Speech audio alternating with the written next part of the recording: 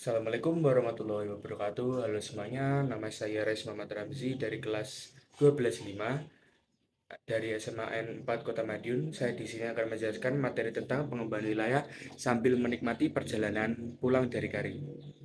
Jadi, pengembangan wilayah adalah upaya untuk meningkatkan kualitas wilayah dengan cara meningkatkan potensi yang dimiliki dan memunculkan potensi baru. Pengembangan wilayah dilakukan dengan mengintegrasikan sumber daya alam, manusia, dan teknologi secara harmonis.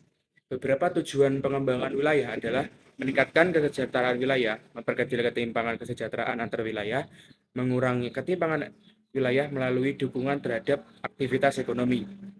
Beberapa prinsip pengembangan wilayah adalah prinsip pertumbuhan berkelanjutan, prinsip pemerataan, prinsip kerjasama, prinsip integritas, prinsip efisiensi.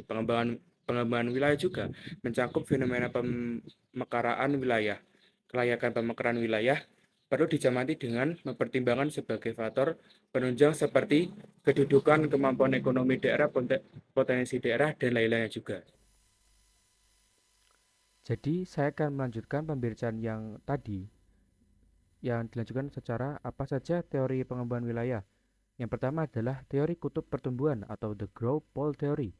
Teori kutub pertumbuhan dikemukakan oleh Francois Perroux, seorang ekonomi Prancis pada tahun 1955. Teori ini menyatakan bahwa pertumbuhan atau pembangunan tidak dilakukan di seluruh wilayah, melainkan di beberapa lokasi tertentu yang dianggap sebagai kutub pertumbuhan. Namun, terdapat sejumlah indikator untuk menetapkan suatu daerah sebagai kutub pertumbuhan, yaitu memiliki banyak sektor kegiatan ekonomi yang saling berhubungan, terdapat sektor yang saling terkait sehingga menciptakan efek pengganda, adanya konsentrasi geografis dalam suatu wilayah, bersifat mendorong daerah penyangga yang ada di sekitarnya. Lalu, yang kedua, yang kedua adalah teori lokasi. Teori lokasi merupakan teori yang berfokus pada pengelolaan lokasi kegiatan ekonomi semaksimal mungkin. Hal itu diharapkan mampu memberikan manfaat dan nilai tambah secara optimal ke seluruh wilayah.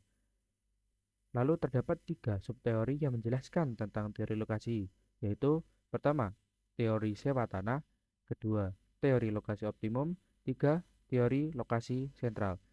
Lalu yang ketiga, teori agropolitan. Teori agropolitan adalah metode pengembangan wilayah yang memadukan pembangunan pertanian dan industri. Contoh pengembangan wilayah di Indonesia. Yang pertama, penyediaan pelayaran. Pelayaran Nusantara secara rutin mulai mulai pelayaran feri, pelayaran kapal kecil antar pulau, pelayaran lokal, pelayaran tongkang, dan pelayaran rakyat serta pelayaran khusus.